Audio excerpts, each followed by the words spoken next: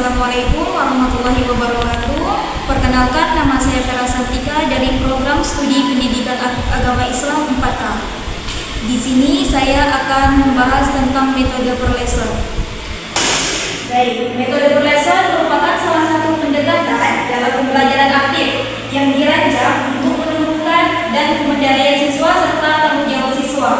Dalam penerapannya, siswa didorong untuk berkolaborasi secara positif dengan anggota kelompoknya. Setiap kelompok memiliki tugas memahami materi yang telah ditentukan, kemudian menyampaikan dan mempresentasikan materi tersebut. Langkah metode per lesson itu yang pertama yaitu bagi siswa ke dalam kelompok kecil sesuai jumlah topik yang ingin dibagikan.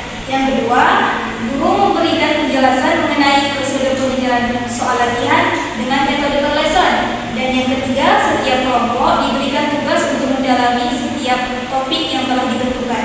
Yang keempat, minta setiap kelompok untuk merancang strategi dan menyampaikan materi kepada siswa yang lain. Selanjutnya, berikan kesempatan siswa untuk bertanya. Yang selanjutnya, berikan siswa waktu untuk mempersiapkan jawaban. Yang terakhir, setelah semua siswa melaksanakan tugas, berikan kesimpulan klarifikasi sekiranya ada yang perlu diluruskan. Baik, apa kabar anak-anak ibu hari ini? Sehat? Alhamdulillah sehat. Alhamdulillah kita masih diberi kesempatan untuk berjumpa kembali pada hari ini. Baik anak-anak, sebelum kita mulai pembelajaran kita hari ini, ibu ingin bertanya terlebih dahulu. Apakah kalian masih ingat dengan pembelajaran kita minggu lalu? Ya. Baik, kita minggu lalu telah membahas tentang rukun iman dan hari ini kita akan membahas tentang rukun Islam. Ada yang tahu apa itu sebenarnya rukun Islam? Tidak. Jadi, rukun Islam merupakan 5 kewajiban pokok yang harus dijalankan oleh setiap muslim sebagai dasar menjalankan ajaran Islam. Yang pertama, mencakup syahadat, yang kedua itu sholat, yang ketiga itu zakat, yang keempat itu puasa, dan yang kelima itu haji.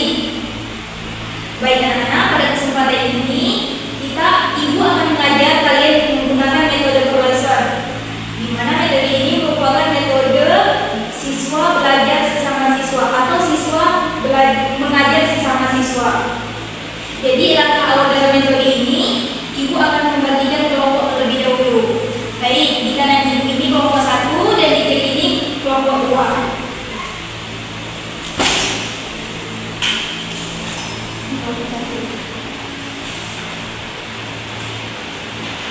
Baik anak-anak, tadi sudah dijelaskan bahwa kita hari ini itu belajar tentang rukun Islam, dan pada hari ini ibu ingin kalian berdiskusi mengenai topik yang telah diberikan.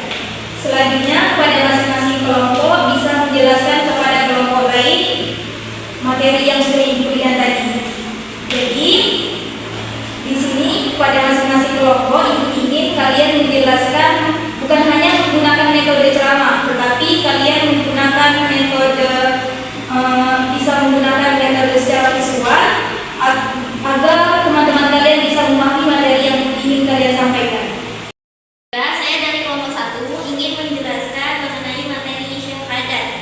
Syahadat adalah pernyataan bahwa tidak tiada Tuhan selain Allah dan Nabi Muhammad adalah utusan Allah. Nah, untuk ayatnya asyhadu an la ilaha illallah wa asyhadu anna Muhammadur Rasulullah.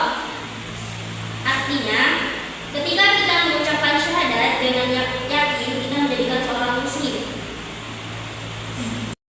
Pada kelompok 2, apakah ada yang ingin ditanyakan ke kelompok 1? Ada. Silakan kepada kelompok 1. Kelompok 2 untuk bertanya ke kelompok 1. Mengapa kita harus belajar syahadat? Baik, saya akan sedikit menjawab pertanyaan dari kelompok 2. Karena syahadat adalah tanda bahwa kita beriman kepada Allah dan mungkin ajaran Nabi Muhammad. Terima kasih kepada kelompok 1 sudah menjelaskan kepada kelompok 2. Baik, itu tadi hasil diskusi pembelajaran kita pada hari ini. Baik, dapat ibu simpulkan bahwa rukun Islam merupakan 5 kewajiban bagi umat muslim yang mencakup yang pertama itu syahadat, pengakuan iman kepada Allah dan Nabi sebagai utusannya, dan yang kedua itu sholat, yaitu ibadah harian yang yang mendekatkan diri kita kepada Allah. Dan yang ketiga itu zakat, yaitu kewajiban berbagi rezeki sebagai wujud keadilan sosial. Dan yang keempat itu puasa, ibadah spiritual dan pengendalian diri.